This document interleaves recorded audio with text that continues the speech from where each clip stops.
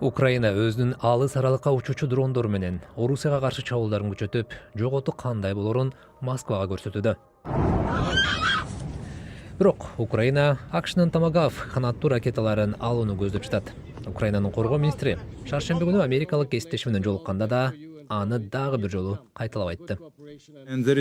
Бир өтө маанилүү маселе узак аралыкка жетүүчү ракеталар. Ал өнөктөштөрүбүздө бар. Ал ракеталардын аты баарына белгилүү.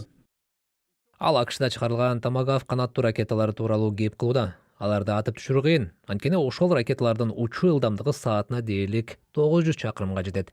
Мындай ракеталар көбүрөөк жарылуучу заттарды да алып чыга алат. Мындан сырткары, ар биринин баасы $1,5 миллион турат. Бирок алардын негизги артыкчылыгы учурдагы согуш тилкесинен да узак аралыкка жетет. Азырынча Батыш Украинаны 300 чакырымга жетүүчү курал-жарак менен гана камсыздады. Жерден же деңизден учурулуучу Томагав канаттуу ракеталары андан 8 эсе алыс учуп 2500 чакырымга чейин жетет. Ошондуктан аны менен Орусиянын көптөгөн аскердик жайларына сокку урса болот. Мисалы алардын бири Энгельс авиабазасы. Орусия ал жерден өзүнүн узак аралыкка жетүүчү ракеталарын учурат. Жана дрондорду жапырт чыгарат делген Орусиянын заводдору. Деги менен Томагав согуштун нугун кескин өзгөртө алабы?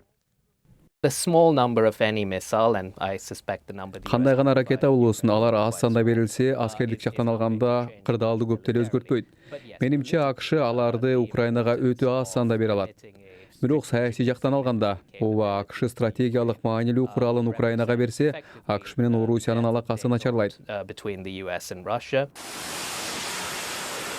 Мындай кадам өзүн тынчтыкты орнотуучу деп эсептеген президент Трампты ойлондуруп коюшу мүмкүн. Буга чейин президент Путин Томагав ракеталарын Украинага берүү эскалацияга алып келерин эскерткен. Алар дале сүйлөшүүлөрдү жүргүзүп жатышкандыктан азырынча акыркы чечим кабыл алына элек.